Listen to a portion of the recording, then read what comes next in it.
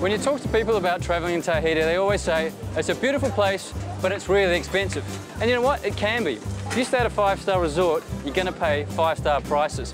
But it doesn't have to be that way. There are alternatives. You can stay at a pension, which is like a bed and breakfast, and for dinner, you can come here to the roulottes, where you can get great food, it's fresh, and it's inexpensive. The hardest thing you're going to find is deciding what to eat.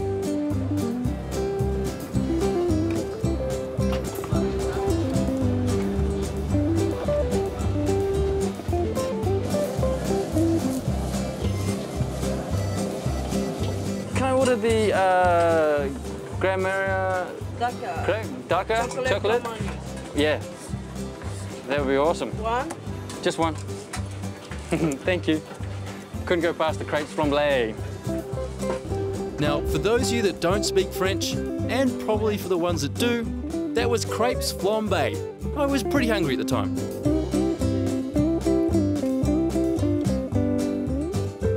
The food might be inexpensive, but there's no skimping on the quality. It tastes fantastic and gets the big thumbs up from me. The pensions are the same. They're simple, though comfortable, and have a bit of a community feel about them. You could consider them to be a budget bed and breakfast, aimed at a more youthful market. They're not the sort of place for a family, but the pensions are ideal for solo travellers, groups of friends, or young couples. The funny thing is, you can stay at a pension for around $80 a night and be sharing the same beach as the big resorts where guests are handing over at least 10 times that amount. Plus, you'll be supporting the locals, and there's a good chance you'll make a few friends along the way.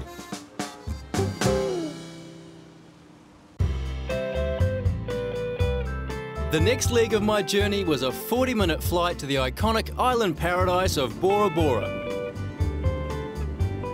This is the place where all of the iconic images of an island paradise come from.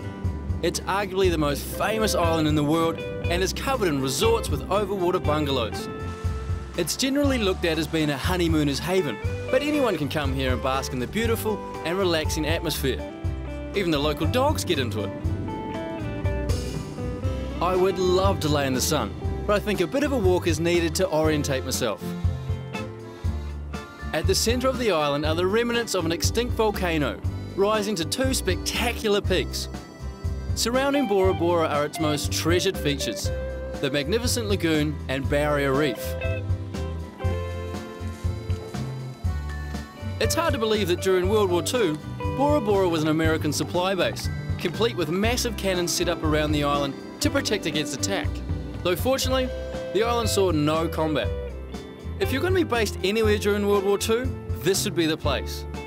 Now, the story goes that when the base was closed in 1946, many of the soldiers loved the island and its people so much they refused to leave.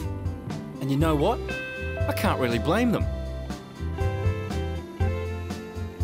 A walk like this is the best way to get familiar with your surrounds and burn off some of those resort buffet calories.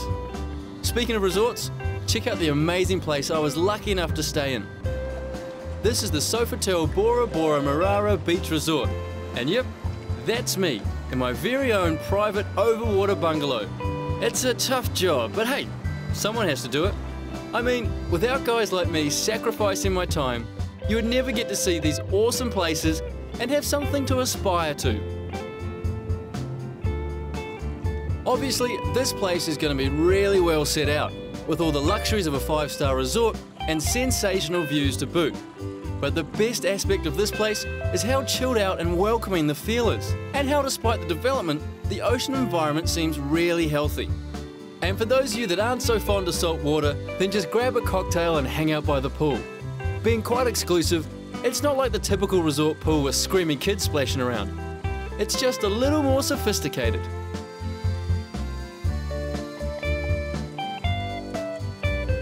With the batteries recharged, I was ready to do some more exploring.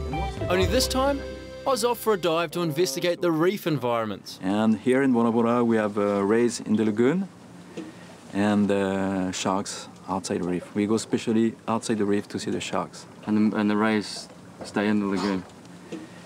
Hopefully. Hopefully, yes. Do they go to a specific spot in the lagoon, or? There are different places in the lagoon. where it's possible to see manta rays. How do you know where to find them? You know, it's 16 years of experience here, so we have a very nice reef because it's one of the most preserved ecosystem in the planet, especially for the coral reef. Oh, looking forward to seeing that. Yes.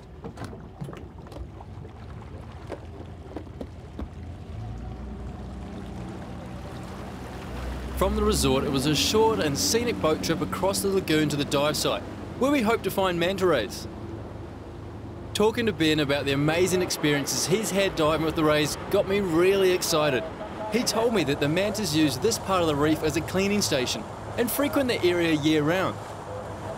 They once came here in quite large numbers, but due to changes in the ecosystem, caused largely by building on the island, today you first need to have a quick snorkel to see if there's any around, before putting on the dive gear and jumping in for a closer look. We going? Sure. Fingers crossed today's going to be my lucky day and I get to see one of these majestic animals, considered by many to be ocean royalty.